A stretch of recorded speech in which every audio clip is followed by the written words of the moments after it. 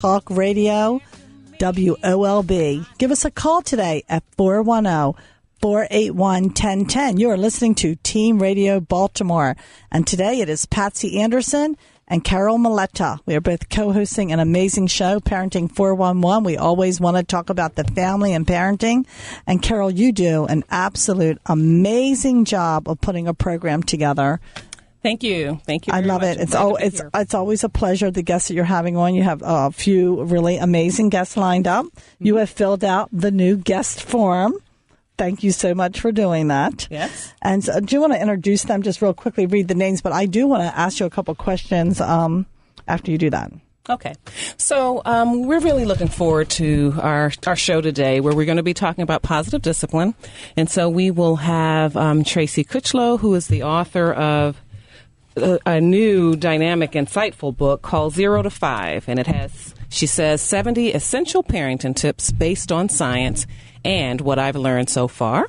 And then we also have one of my very favorite parent educators, Pascale Brady, who I have had the pleasure of teaching many hours of parenting courses with the Parent Encouragement Program based in Kensington, Maryland. But she also does something else very interesting as a life coach, and she is known as the Challenge Coach. So we are going to certainly be giving her an opportunity to talk about that. Well, one of the things you and I chatted just a couple of minutes about in the lobby is we were talking a little bit about the holidays and the stress that comes in parenting when you're around the family, mm-hmm. The comments and the discipline. So we, would love callers to call in and share some of your stories around that, and we'll be talking a little bit about that positive discipline. And our number's 410-481-1010. And when I think of the holidays, though, I do think about that. Like, I can remember getting my kids dressed, heading to the holidays, not really wrapping my total mind around everyone that's going to be there. And it never failed. It never failed. I'd walk in the door, and within 5 minutes, you remember why you feel horrified around the holidays. Uh-huh. So you would walk in and somebody would say, like, for example, my sister one year had my nephew in suspenders, and they were so cute.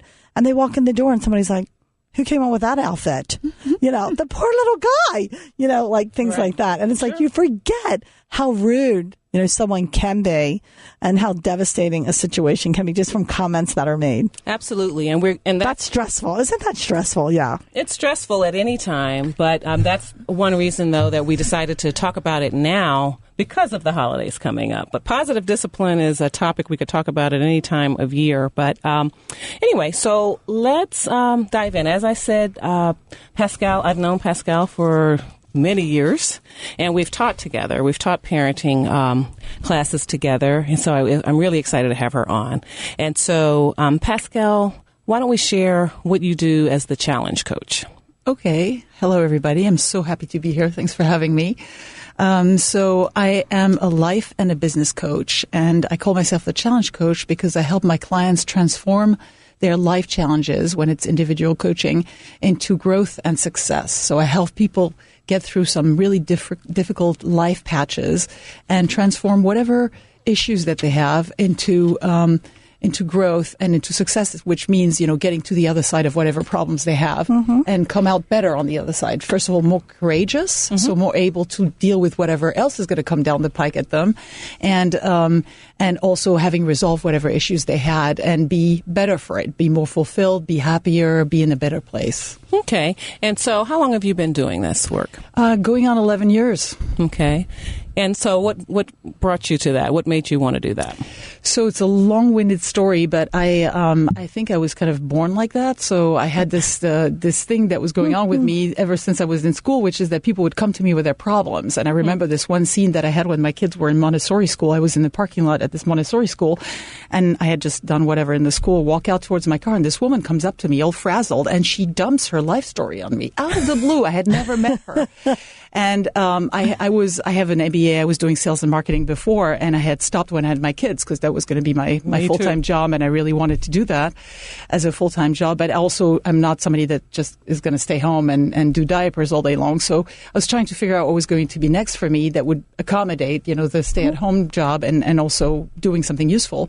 And this was kind of like my aha moment. It's like, oh yeah, that's what I need to do. I need to go out and help people and actually transform that natural ability and desire and passion into something useful, And then I found life coaching. I was going to go the therapy route, but that was pretty long, difficult. I would have had to start school from scratch. And so I decided to just go, found life coaching one day. Somebody mentioned it to me and just, researched it and overnight, I decided to do that. And you're kind of like, I've been doing that all along. So, do you find then that there's any cross-pollination between your work, your background as parent educator, and then as a life coach? Yes, and that both ways for sure. This is a good word, cross-pollination. So, because I not very often actually do parent coaching. People come to me with their very big life challenges, and they're not typically, at first at least, parent coaching issues. Parent coaching just happens when I already have a client talking about something else to me, and then one day they come to me and say, can I talk to you about my kids today because I'm desperate, I had a really bad situation this morning. So it happens like that. And then the other way, the fact that I teach those parent education classes, as you know, really grows us as parent educators, right? And grows us to be better speakers, presenters, more attuned to the people in the room. And so that kind of helps me in my coaching to be a better listener, a better really being attuned to people's problems very, very specifically. Well, that you are. And Patsy, I have to tell you, Pascale travels far and wide to really immerse herself in child development and human development. And I just benefit and enjoy teaching with her because she brings that to the table. And then with myself, since my children were very young, I've just tried to soak up as much information as I could on child development and brain development as it relates to learning and academic success. And so, kind of when we get together, some interesting things come out. It sounds like we should have a weekend retreat so that we can really learn so much more about each other. One of the strategies that I used when I made that decision to leave corporate America and be a stay-at-home mom. Later, I decided that the more I understood my brain and myself, the better I could understand them. So that was a journey I went on. Mm-hmm. And I was fortunate enough to be able to do a radio show here for 7 years with Dr. Cynthia Ward-Sandler, who works with children with learning disabilities. And in that process, I was able to learn so much about my own brain. Okay. But what I want to ask both of you, when we get a chance in the program, if you could fit this in, I often hear you talk about parent educating classes. Okay. And I'm sitting here thinking, exactly what is that? What is a parent educating class? What am I going to learn? Am I going to learn how to change diapers? What am I going to learn? So let's start defining that on the program. What is parent education? Yeah. I think that could be a lot of fun. Okay. We will. When you get a chance. We will get to that. And I also would like to bring our other guest on. I see great. She's here. So let's see. Let me make sure. Make sure you hit the right button because I often hit the wrong one and it's not pretty. Hello, Tracy. Hello.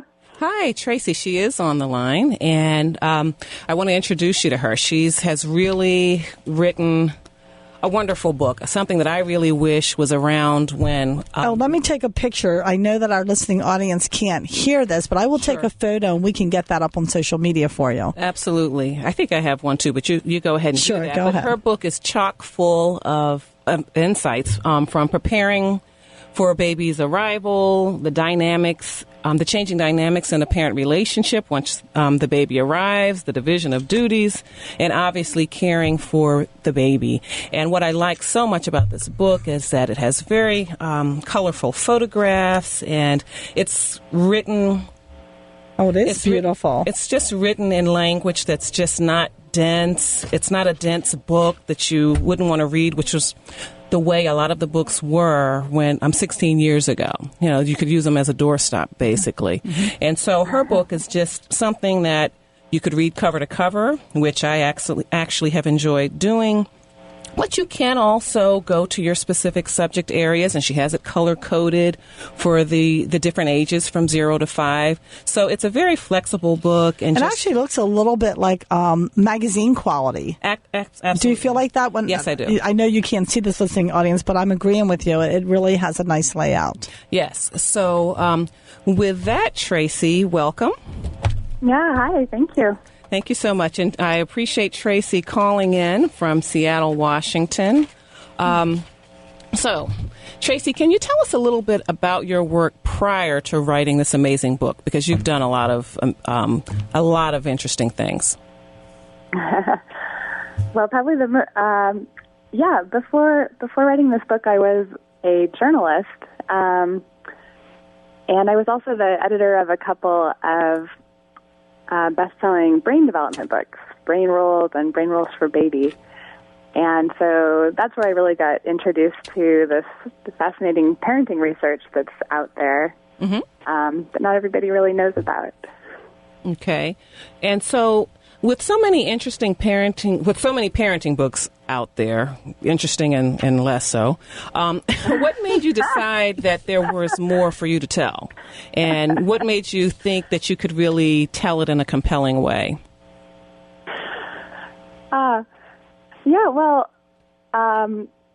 Once I had my own baby, I had read, I'm a researcher at heart. I had read a lot of parenting books, but once I had my own baby, it's like you're saying, the books feel like doorstops. There's good information in there, but you're so exhausted, you can't go back and read through the whole thing again and find those really practical tips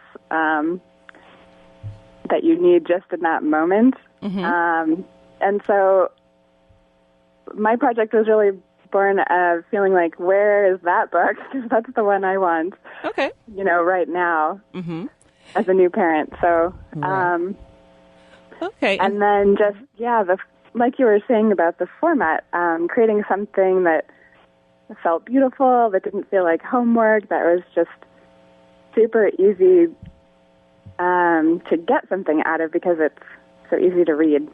Right. And I also like that you included discipline in there because, some people don't think about the need for discipline until things go wrong. And that's not really what discipline is truly about. And then also there are others that think that, well, there's not much you can do to lay the foundation for discipline when kids are little. They don't understand anything or whatever. But the fact that you put that in the book that is geared toward children who are parents of children who are 0 to 5, I just thought that was a very good idea, very, very helpful. And again, something that I wish I had had. Yeah, exactly. I wish I had half of the things that I see out there now for parenting, including like the new strollers and all the new things that are out there. Right. Yeah, I'm agreeing. Right. So, well, on discipline, I think, as a new parent, you definitely realize the need for it before your kid hits 5. I think mine was probably 18 months, Yeah. Yeah. And or 1 year old even. Right. Right. When they start doing something you don't want. Yes. And you really start, realizing you need to guide their behavior that way. Yes. And as a parent educator, this is certainly a topic I would have wanted to talk about anyway at some point. But I thought now with the upcoming holidays and the stress that can come with that this might be a good time to talk about it. And as Patsy said, we've been throwing around the word positive discipline, and some people aren't sure what it is, or some people think they know what it is, and what they think is that it's keep things fun and exciting for your children. Don't overlook inappropriate behavior, and just let them have a lot of fun, and that's obviously let them do whatever they want, right? And that's obviously not what it is. And people use positive discipline so freely in this space, but we really would be remiss, I suppose, if we didn't mention that the approach. And indeed, parent education was introduced in this country by doctors Alfred Adler and Rudolf Dreikurs. And so what they're essential to their philosophy was really that this notion that children should be treated with respect and encouraged as they're being taught to act appropriately by, recognizing their underlying desire to connect, to contribute, and feel valued. And it's up to us to create an environment where those needs are met. And so, of course, we must also mention Jane Nelson, who pushed that movement forward to the masses with her positive discipline programs, as well as insightful books that she has. So, with that, let's kind of think about why parents are so why discipline is just such a challenging issue for parents. And anybody can jump. Well, one of my observations when watching my discipline routine and the rules that we set for our family and then watching other parents. And I would come home and say, how did that happen? Or why did that happen? I started to recognize that it was time. You know, so many parents do not have time. Mm-hmm. And so what happens is they're just reacting to something because they don't have the time to think it out or to take care of it. So that was one thing I felt was a big influence.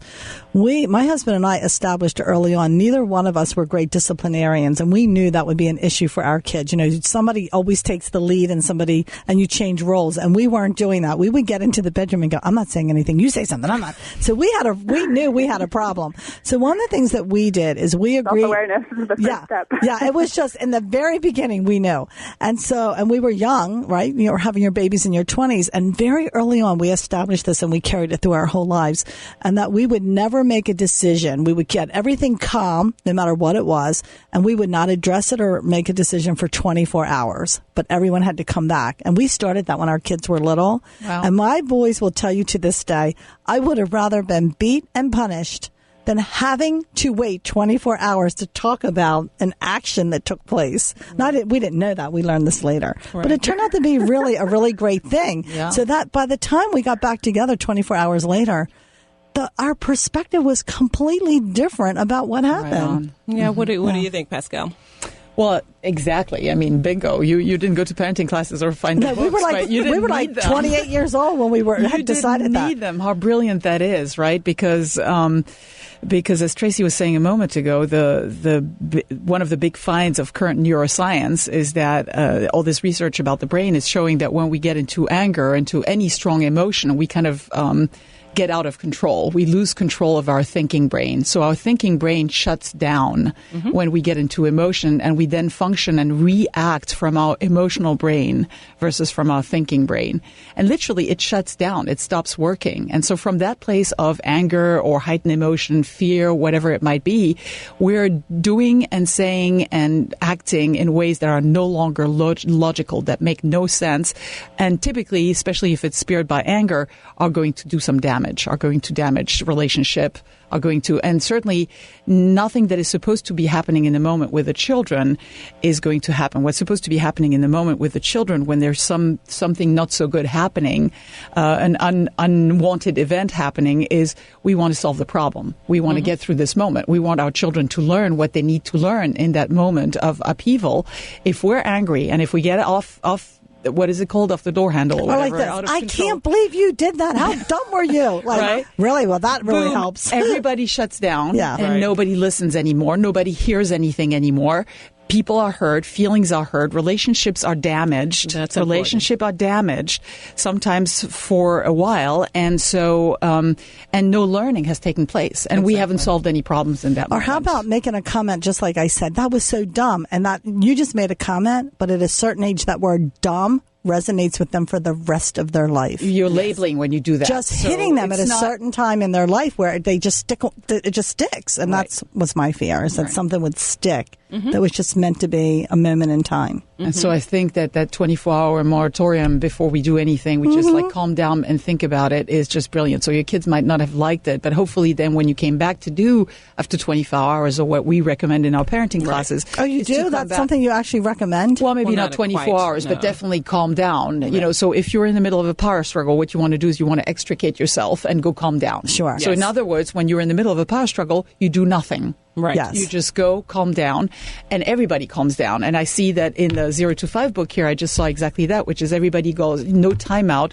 calm down. Instead, time, right? Yeah, timeout felt like a punishment. I never did that. Like timeout, well, we would just separate. Like we have 24 hours, and everybody would just go into their own space. And prior to taking parenting classes when my children were a little over 2, I was practicing time out. However, I changed it to cool down, and it's really just something everybody can go to. Cool down, There's nothing wrong with it. It really is for the parents as well as the child, absolutely. I think that, a lot of us struggle with how we handle our own emotions, and that's really at the core of what's happening there is that we're angry, that we want to get rid of that feeling and don't know how to handle it. And so that that calm down period gives you that opportunity. And everyone's participating equally. Where timeout, someone's down and somebody else isn't. Right. And what's really nice, and something that I feel that has carried through to this day really, is that after my sons would come out of cool off, and I would come out of cool off, or whoever, I'm dad too, we'd always come back together. It was always about that restoration of the relationship. And that is something even my teens still do. We do the same thing. They will always still come back. Yes. We do the same thing. I think that pattern that you're describing and I described is right. It's being able to come back together and restore what happened in that 24-hour period or whatever that period of time would be. It's usually not 24 hours, but maybe we were a little cruel. No, I'm not saying no, I'm not. It just happens that it's usually not 24 hours unless, I don't know, maybe it's some really big blow up. It might be 12 hours. But there's always that interest, and it's not something where we have to call them back. Come back, let's talk about it or whatever. They always kind of want to come back. Because you don't really have to say at the moment that things are happening, I'm disappointed. I can't believe you did. They already know that. Like, you don't have to say that. And then after we would come back, we would realize how we all felt about it. Like, I felt equally as sorry for them for what happened and what they were having to experience. So everything shifted a little bit. Right. And something I wanted to say that was just mentioned that is so important, which is, even teens today, your teens, Carol, wanting to come back and wanting to restore, wanting to just get back into that connected place. Yes. Why is that so important? That's so important because when you're little, your kids are little, it's a really good idea to do this connection, to do this restoration with them. But you have a lot of other things that you can still do with your children when they're little. You still have a little more influence, a little more impact on them. When you get to the teen years, pretty much all you have left at that point is communication, is connection. So because they're not listening to you otherwise. It's their peers that are influencing them. It's their job in teenagers is to separate and to individuate, to go out in the world and to, cut that umbilical cord a second time. And so all that's left for you to influence your kids during those very, very tough and difficult years where they're going to really go try out things and try out new things is communication and connection. Absolutely. So you better make sure that connection communication is intact by the teen years because that's all you have left at that point. Yeah, I agree with that. And I think that is exactly what happens if you have a really great discipline routine that you're consistent with, so that when they get to a place and the problems become larger or they feel disconnected, they know there's something they can count on because we did not change our style. We stuck with it the entire time. And we're still like that. Yeah. Yeah. And so I'd put out to all of you then, so what do you say to folks that, excuse me, take a look at all of these high-profile instances of misbehavior of kids, on the news or on videos that have gone viral, and look at that and say, you know what we need, what the problem is, we need to go back to good old-fashioned discipline. Oh, Lord.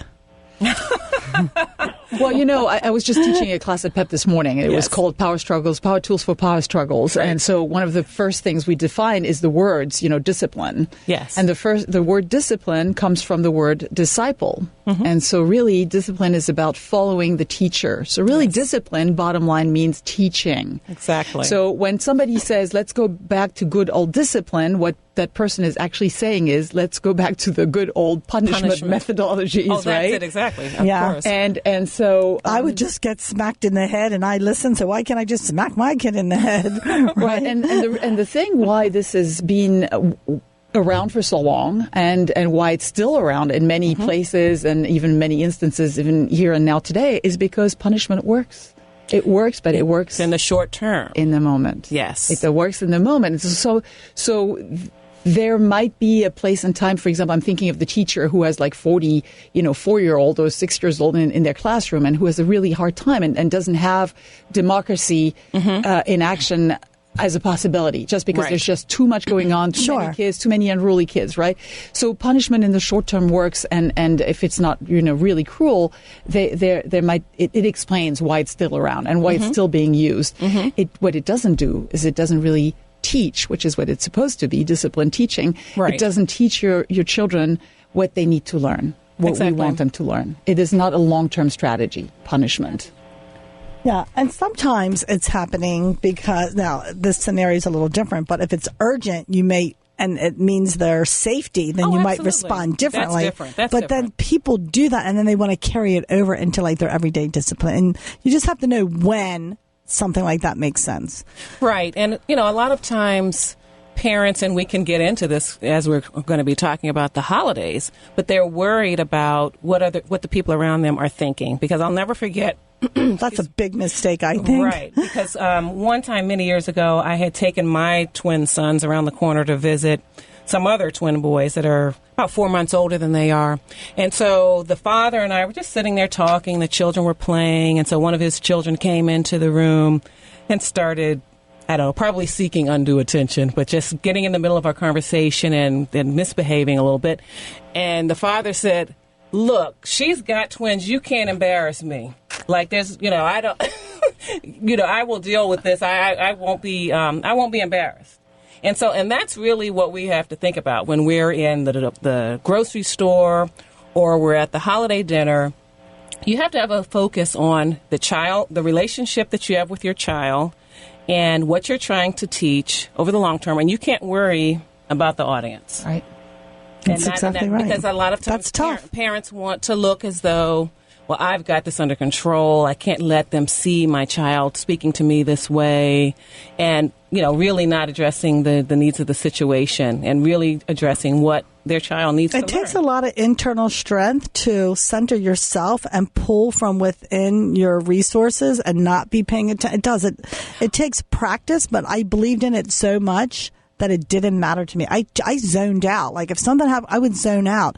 And then the next day I would hear how this person isn't talking to you and they thought this and they thought that. I'm like, they did. I didn't even know I was paying attention. I was so focused on my child. But my sister one time said to me, "Do you know, every time you walked into the swimming pool with the kids, people would get up and run and scatter." I'm like, they did? I didn't even know that was happening. Because if my kids were being unruly, I just didn't do the typical thing like, "Okay, Timothy, come over here and sit down." I would just go over and kind of make it all better, and I wouldn't pick one or the other because I didn't see the whole situation. So I wasn't going to decide. I didn't see it. So someone would say, "Well, your son did this. You should discipline him." And I'm thinking, I'm not doing that. And you didn't see it, and neither did I. I would just fix it. People didn't like that experience of being in the zone as well, but you're not always there, and I think the important thing is just to recognize when it's happening, and talk yourself through it a little bit. Like, okay, I'm feeling judged right now. Yes. But remind yourself of your values. I don't believe that you teach a child not to hit others by hitting him, or right. Whatever can get you back to those fundamental values that are really the reason that you're doing positive parenting. Yes. So that's easier to say than to do, though. Sure. Obviously, we're talking about, I'm so happy that you talked about courage. You said inner strength. I call that really having courage, to just continue parenting the way you've decided to parent despite other people's judgments. And what I was going to say is it's a little bit easier. It certainly was for me a little bit easier in front of strangers. So I was really able to apply those positive discipline methodologies when I was in the store or when I was anywhere in public.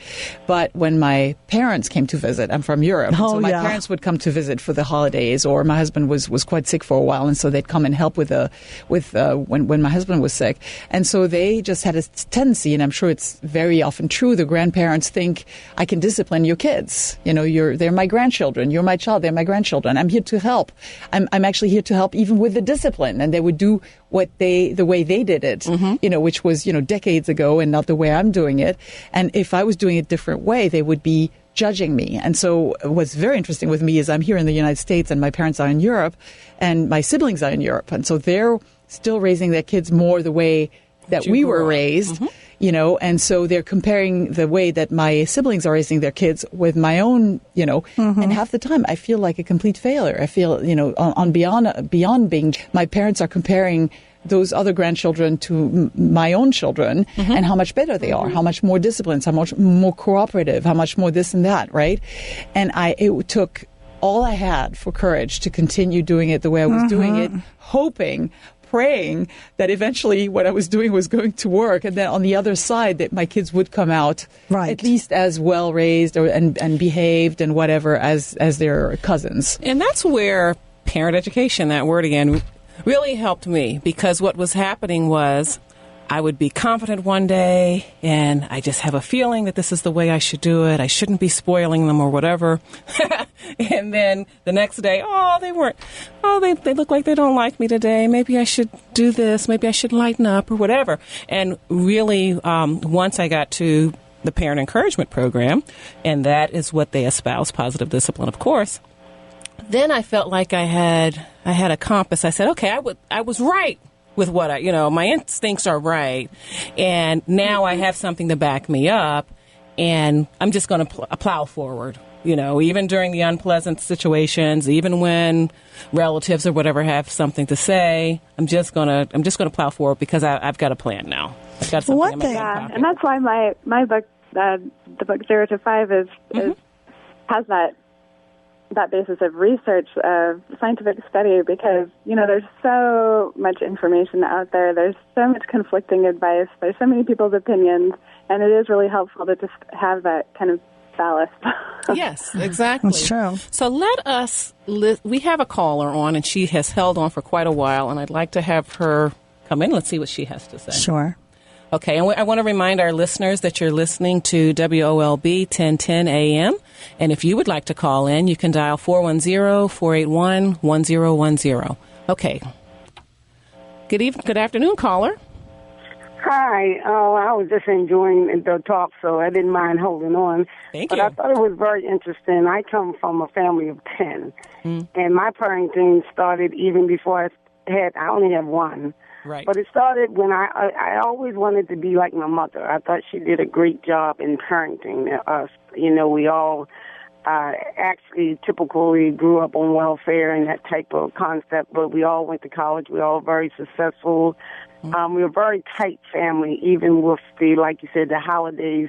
We look forward to coming together and getting all the cousins to know each other and going through the process of, just family rivalry, But what I learned from that is that you can appreciate what your parents did in raising you, but just like you guys said, we need to be educated in doing things different. My mother, one thing I think she did was she did not raise us as far as beating us in discipline. She was a talker. Wow. And we used to always joke at night and said, won't you just beat us so we could go to sleep? That walking back and forth and trying to explain to you why you shouldn't have done something was like, look, we just rather just whip us and get it over with and let's go move forward. Yeah, that's what I was saying about my kids. They said it was worse waiting. They would have rather taken a punishment. Mm-hmm. Right. But another thing you guys mentioned is that, like you said, that instinct as a parent. Mm-hmm. I learned that even when I was trying to learn to be a parent, I trusted my instinct because I noticed when my mother had so many children that she had to learn each one of us different. Yes. So some things don't work for each child. Mm-hmm. Some of us has to be a little bit more harsh. I was a middle kid, so I was, to me, the black sheep of the family, where my rest of the siblings, they never came outside. They never got in trouble. They didn't get in fights in school. Me, I may have been a attention seeker, And so I went to school, and I was ready to fight everybody. But I, in turn, grew up to be a great athlete, and I got a scholarship to the University of Maryland College Park. Wow. Scholarship and that type of stuff. So she was able to challenge that into something where she put me into sports. Right. But and then another thing that I noticed about, like you said, was us doing discipline. Mm-hmm. You don't want to have a child do something because they're scared that they might get in trouble or they're going to get a whipping, versus we want to educate them that what they're doing is not a good thing. Yes. Whether what a great point. Down or cheat on the test or don't want to do something. I don't want to I didn't want my daughter to just do it because she was, my mother, she would kill me if she knew. I really wanted her to think about the things that she did and understand the consequences of what happened. So with that said, I let my daughter feel some pain. we can't shelter our children all the time. Sometimes you got to let them go out there and let things happen to them, because life is his best teacher. Yes. Well, thank you so much. And you did bring up something that's very important and a very important tool in positive discipline, and that is consequences, allowing our children to experience the consequences of their actions, and also remembering, too, that consequences aren't always negative. Yeah. But just that they have the choice. They have the choice to study for the test. They have the choice to put the hard work in for the science project or whatever it is. And the consequence could be that they do very well on the test. They win the science fair or whatever. Just as they have the choice to misbehave, and there are going to be some consequences that flow from that. And that whole punishment and corporal punishment, physical hitting and all of that, really just kind of, they don't learn the lesson, because they're they're focused on the pain that you've inflicted, and they're possibly thinking about how, if they want to do that next time, just how to make sure that you don't see it. Yeah, so they can avoid the whipping. Well, caller, thank you so much for the call. That was an excellent call, and she brought up some really great points. Did. Thank you so much. And I enjoyed the show. Thank you, guys. You're welcome. Okay. And I like when she said life teaches us our lessons. That was a really profound comment. Mm-hmm. It is interesting when we think about discipline. I want to share with you, I was doing this 30 years ago with unschooled, and I can remember something that was, again, another profound moment, and I never made my kids share. I don't know where it came from. I never read it anywhere. I just knew how I wanted my environment to be. And so people would get really angry about that. And I would think to myself, wow, so I'm going to take the toy, make my son share it to make your child happy while mine's crying. Something about that math didn't add up. Mm-hmm. So I wouldn't make them do it. So the other child was crying. So the mother would say something, and I would say something like this, just being young. Well, maybe the next time you should think about bringing 2 shovels for your kid. Like, I wouldn't do it. But I did it all the time. And my husband was like, I don't think you should come to my games anymore, because, like, this isn't working with the other parents. I went like this. No problem. I don't need to come. And so what I figured out later, I did this. I would say, Timothy or Frank, whatever one, you don't have to share your things. They are yours, and we brought them for you. But when the other children are unhappy, I'm going to move you to another place, or if they were staying over, I would say then they need to go home, because it's not fair for them to be unhappy. So it's your choice. And the kids would leave, and they would just sit there. And then eventually they started figuring out on their own, in order for the children to stay and play with them, they had to start I never made them do it. They figured it out. Just kind of interesting. Oh, well, that was a tough one. That was a tough battle, let me tell you. Yeah, for sure. But it relates to what the caller said about how life teaches our lessons, and we don't necessarily have to stand there lecturing for 20 minutes until our kids would rather, have some punishment instead. You really can do that modeling and having them make the decisions, and just yeah, and well, it's interesting now to talk about it, but visualizing that scenario I just described to you, I was a 26-year-old doing that. Like, you're still a young adult yourself, trying to work with other parents or other people. So we also have that going on at the same time. Well, yeah, and I mean, I guess, too, you want to make things nice, and so that you're talking about forcing a child to share something that he or she doesn't want to share also reminds me about how we very often try to tell our children how to feel. So they say they don't like their brother, or they don't like the teacher, and she's mean. No, don't say that. That's not nice. You don't feel like that. She was nice. Just the other day, you were working with her and you were smiling, so you don't really mean that. We try to talk our children out of how they feelings. Mm-hmm. Yes, and that's teach them not to trust their own instinct. Yeah. And I think we have to work through that feeling. And we do have to trust them, like put them in situations where they can make some decisions.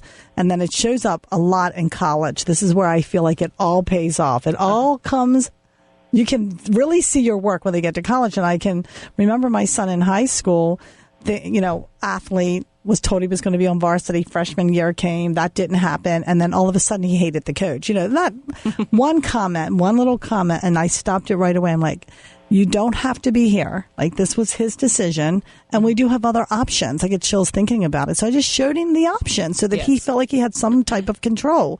We can look at another school that might have a different situation, but this is their system. This was his decision, and it's going to be up to you how you want to do this. We need to, if this is who you're going to play for the next 3 or 4 years, you need to respect his decision. So once I showed him all the options, and then he chose to stay there, he ended up respecting himself and the coach, and they ended up having an amazing couple of years, and he went on to play Division I lacrosse. So it's giving them some options so they can take some control and make some decisions.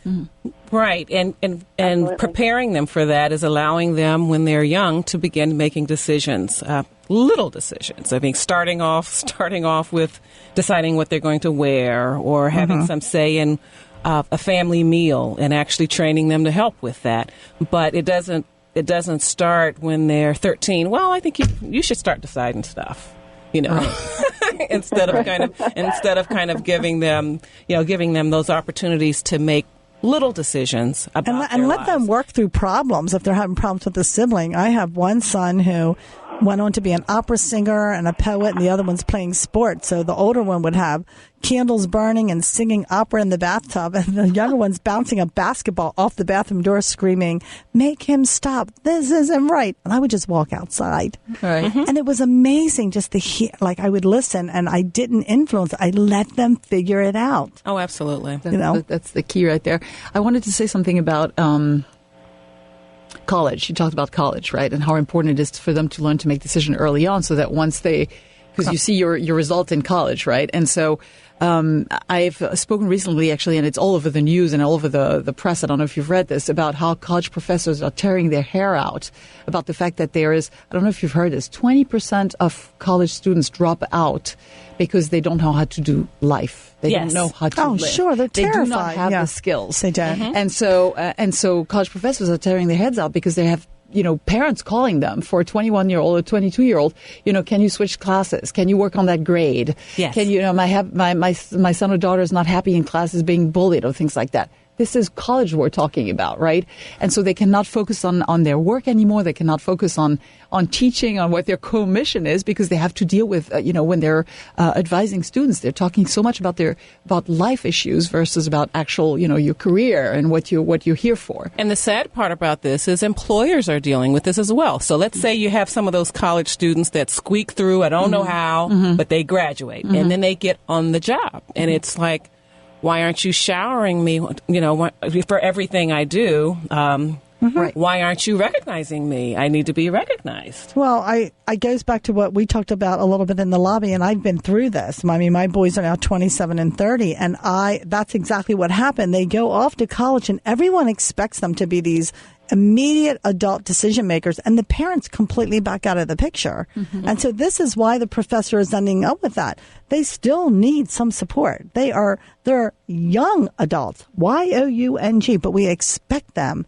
to suddenly be able to take on they still need the guidance. They are going to be in situations where they do need to take on more responsibility, and they will, but they shouldn't be abandoned. And that's what I see happening. A lot of parents completely abandoning them. And we have to remember that prefrontal cortex is still under construction until 25. Well. So 25, right. So we actually have another caller on. Let's welcome I get all worked up over that 18 to 25-year-old. You do. I noticed that. Yes. Good afternoon, caller.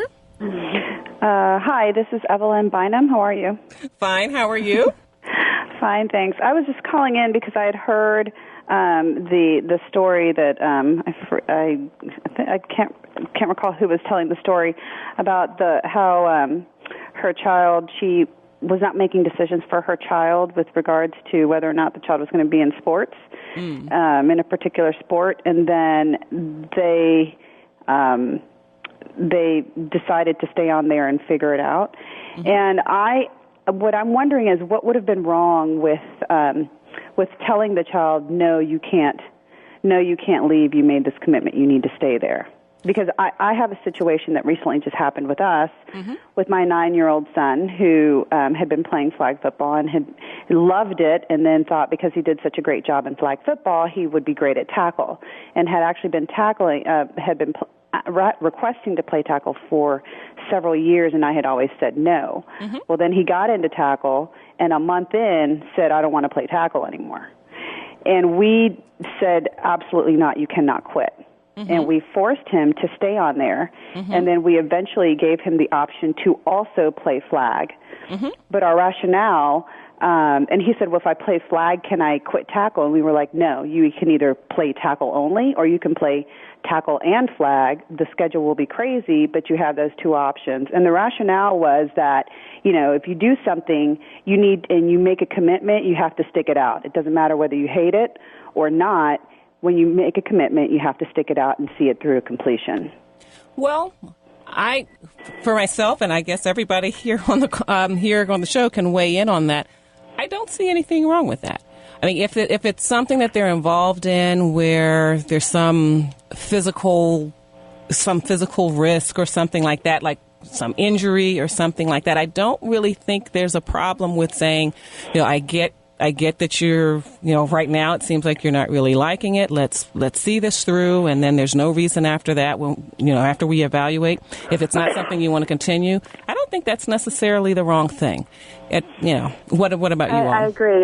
You're teaching your own value of wanting them to follow through on a commitment and to push through a challenge and to come out the other side feeling confident that they can do it. Okay, well, I disagree. I want them to have, and plus I want them to have the full picture. Like, I don't want them to get in and experience a few unpleasant aspects of it and pull out, and then they're, I want them to make a very well-informed decision. Okay, so this is why we engage, because I disagree with that thinking. Sure. And I think that sometimes we become so rigid in that idea that you made a decision and you have to follow it through, where I think it's just like raising kids. Every scenario is different.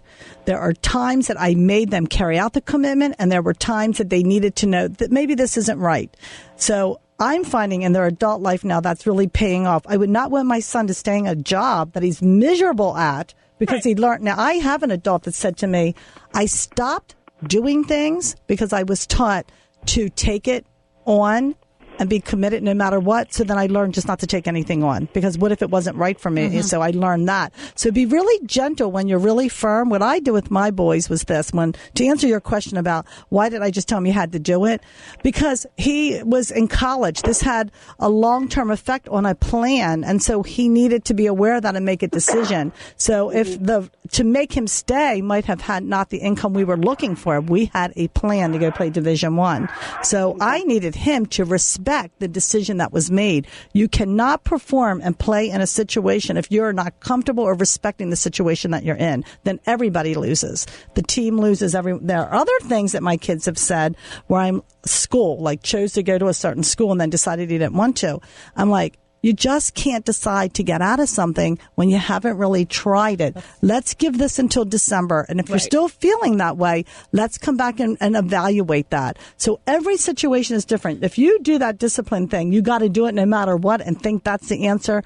It isn't. You will get an adverse result to that. You have to be flexible and pick when to do that and when not to do that. Mm-hmm. So I think everybody... sure. Yeah. So I see your point, and I agree with it. I think sometimes, though, the children that I'm around at least think that it's just, okay, I'll just quit this and I'll just start something new. Well, you don't want to do that either. And it's instant gratification, and it's like, no, that's not how it works. I mean, you can't. You need to experience the whole thing. And fine, I didn't think you were going to like tackle, but you wanted this, and so now you need to see it through. And, I think you need to know. I think you need to know your child. When the season is over, you are making a decision that's a fully thought out. You've experienced it, and now you can go back and say, I don't ever want to play tackle again because of this reason and this reason and this reason. And then next time, when you make a decision on, whether you want to play a different kind of a sport, you'll go through the process of thinking through, okay, well, is this anything like tackle football? Well, I didn't like tackle football, so maybe I might not like this one. Exactly. Or this is different than tackle football, so I'll like it. So I just want to jump in and say one thing that I think nobody has talked about yet, which is you all are right. What really matters is what you do before. So one of the things that we talk at PEP about all the time and actually mentioned at length this morning in class is planning ahead, discussing things beforehand. That's a great point. So if you haven't discussed this, Evelyn, with your kids ahead of time, if you hadn't discussed this, there is no right or wrong answer necessarily. You're right. As many circumstances, as many situations as there's families and kids and temperaments, etc. What really matters is how have you set this up as parents? How have you? What was your plan? How did you lay it out? What were the discussions you had with your kids? And that's when you impart your values. So if you have this discussion ahead of time and you say, okay, when we commit to something, we commit to it for the duration of whatever that might be. Are you fully in agreement with that? Do you understand? Let's put it in the calendar. Let's look at how many weeks. That's how many weeks we did whatever. And sometimes they don't know. And sometimes they get into situations they don't mean to be and they didn't grasp it. So you know what they call that in psychology when we are saying this is it no matter what and they're not given those options at a time? It's called bullying. It really is a form of bullying. If you haven't laid out some strategies ahead of time and have an exit strategy in case something goes wrong. If you don't do that, it's called bullying. Well, we do have those discussions up front. Yeah, you have to have that up front. Well, the solution for us was, we don't want our child to hate the thought of playing football because he really enjoyed the game. But, and there's another alternative for him. But so he can do that as well. Just like if the person, was taking a job and then really hated the job, okay, well, fine, I understand you hate the job. So now you're just going to have to do an additional amount of work to find another job or find a different career that you're going to like. And so now let's take that extra step. And so that's what we did with him in terms of flag, is you said, okay, well, you're going to see through this commitment because the coach wanted you, your teammates are counting on you, but you can also play flag as long as it doesn't conflict with your initial commitment. And so what we saw happening is that he ended up, he went from being totally down on himself to now having some successes in flag football and actually transferring some of the skills that he was learning in tackle over to flag and then having a better time this fall. But and now when I hear him talk to his friends who want tackle, he's like, yeah, well, I didn't like it. And he's able to explain why and, and the pros and cons of it. Yeah. I do think that parents I don't think there is an answer. So you are right, Pascale, that we are both right in this conversation. What we also want to identify with is that really and truly each child is different. Yeah. If I have a son, my one son, he would try something, and I knew that if I pushed him to that commitment, it would break him down. He didn't mean to get into the commitment. The other one, if he says, I'm going to go play on this team, and this is an ABC, then I could work with him and say things like, you're a part of the team now. They were counting on you. You're going to have to see this through. So I think we do have to know the situation and each child, and what are we all doing this for? It's really about them. It isn't about whether we want them to learn commitment. They're going to learn it. You're going to teach it to them one way or another. But what scenario is really going to teach them that lesson, teach that child that lesson? I agree. And also in those instances where the decision is that, okay, we're going to back out of this commitment, teaching your child, letting your child experience that, like what they both work. To be. They do. I mean, I'm not talking about you, but I'm just saying, I'm agreeing with you. Letting your child, like if it is something that they got into, they just didn't quite realize it, and whatever, the two of you together going. Yeah, and you can't just let them quit everything they sign up for. I'm agreeing with you, caller. Yes. I mean, there were some things that my son did that he might have signed up for a travel team, but you know what?